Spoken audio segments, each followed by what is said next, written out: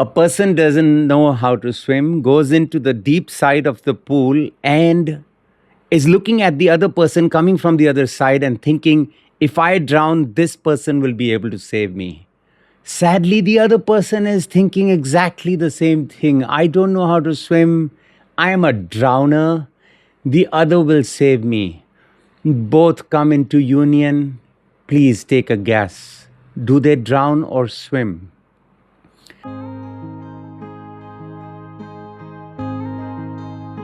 Hi, my name is Davinder Singh, also known as Tony, and today I'm going to talk about the second stage of understanding relationships. This stage is so important. After you understand your dharma or righteousness, you start walking towards making a relationship work. But it works only on one basis. If you are committed to finding your own peace and both are able to share each other's bliss together, it's Anand Karaj. Anand weds Anand. A person feels I'm incomplete. I am full of this turmoil inside me. Life feels incomplete. I guess it's because the other person is missing in my life. Once I have that person, I will become complete. Good thinking. But the other person is also feeling the same. After going into a relationship, after a while they feel the other is a burden on me, and the other person feels the same thing because we are now imposing ourselves on each other. This relationship, which can be one of the most beautiful relationships in the world, there can be so much love and prosperity and harmony between two people, but it all gets ruined because of one thing. You are supposed to work on yourself. I'm not saying you have to become perfect, but you have to start learning. And this stage is of Gyan. Gyan or wisdom comes from observing experiences. The experiences you have in life or other people have gone through. If you look at them, the relationships that work are the ones who don't burden each other so much. They are self-sufficient, but they come and share their values with each other. And that makes a relationship beautiful. You have to learn how to sacrifice a few things if you want the relationship to work. Much like doing salvarna in a good occasion. Salvarna means you take a banknote, you rotate it over somebody's head and you give it away, and the gesture means, over your head, my loved one, this money means nothing. I'm ready to give it away. When we do parikrama, or what we call in Punjabi as 𝒂𝒂𝒂𝒂𝒂𝒂, when we walk around Guru Granth Sahib, the couple is actually making a pledge of sacrificing themselves over those values, those principles, that ideology which is going to make things work for us. But the journey is an individual one. You learn how to find your peace. You learn how to find your happiness. And this comes about in a few steps.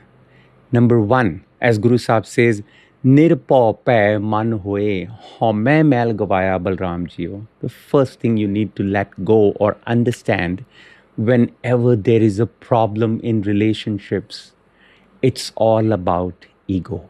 His or her, mine or the other person's, but I'll be only able to see the other person's ego. I will seldom be able to see my own.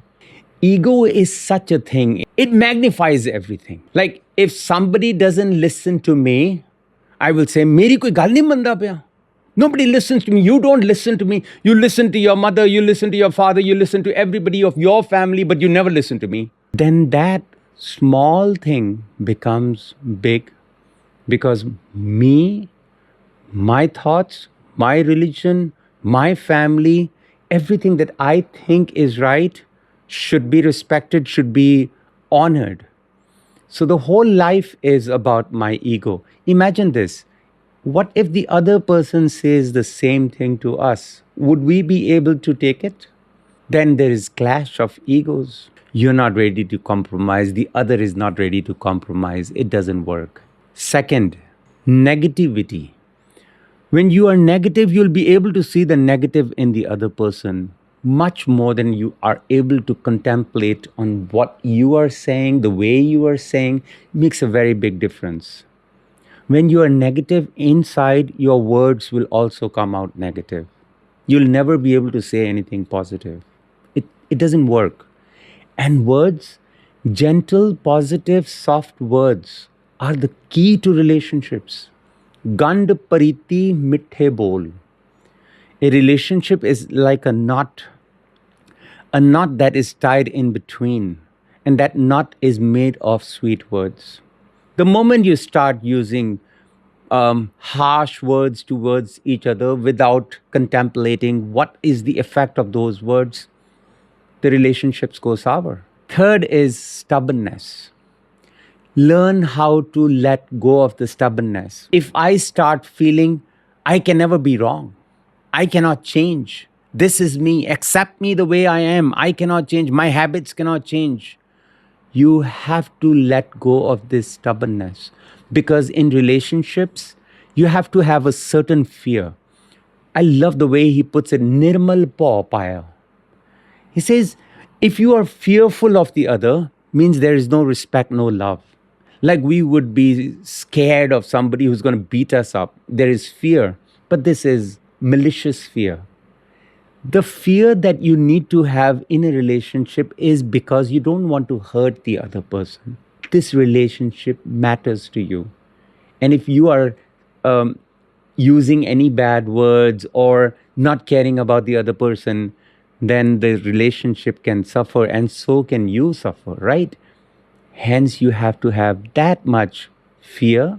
Nirmal paw. Nirmal means no malice.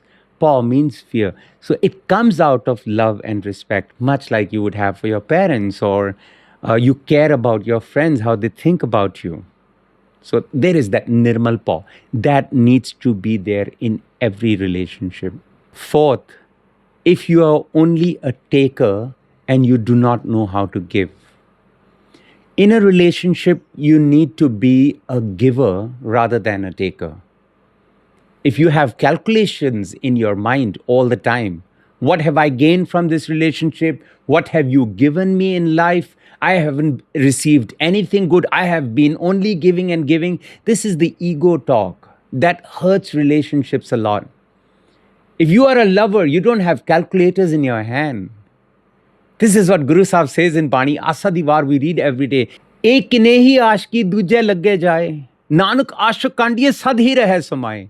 Change changa kar mane, mande manda hoye. Aashik e na aakhiyan je lekhe varte soye. This is not what you call lovers. Lovers are not people who have calculators in their hands thinking, I have gained this, I have lost this, I have only given. This kind of thought cannot flourish a relationship. And number 5 is apathy. When you are apathetic towards the feelings of the other, when you cannot understand beyond yourself, it doesn't work. No relationship can ever work if you're apathetic towards the feelings of the other. That's what I said in the first video. Men are from Mars, women are from Venus, and they have to learn how to live on Earth together.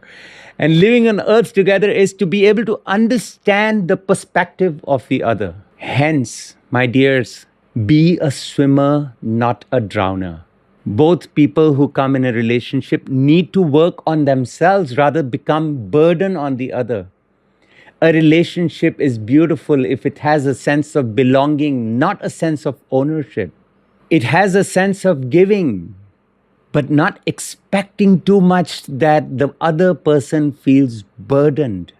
It has to be able to find a peace within yourself rather than expecting the other to complete you all the time. If two complete people who have walked on that journey together, they come together, then remember these beautiful lines of Gurbani when Gurbani says, Tan pir ena aakhiyan behan ikatthe hoye. The definition of a husband and wife are not the people who only come and sit and sleep together. No. Ek jyot doi murti. Their perspective is one. to be able to find harmony within themselves. Ek Jyot, Doye Murti, they may seem like two bodies, but they are at peace. Towards the peace they walk. Tanpir kahiye soye. Tanpir means husband and wife. We are able to understand this, then the journey will be so beautiful. Thank you so much for listening, ji. Apologies for the mistakes. Gurfateh, Sat Sri Akal, Salam Namaste. Thank you so much.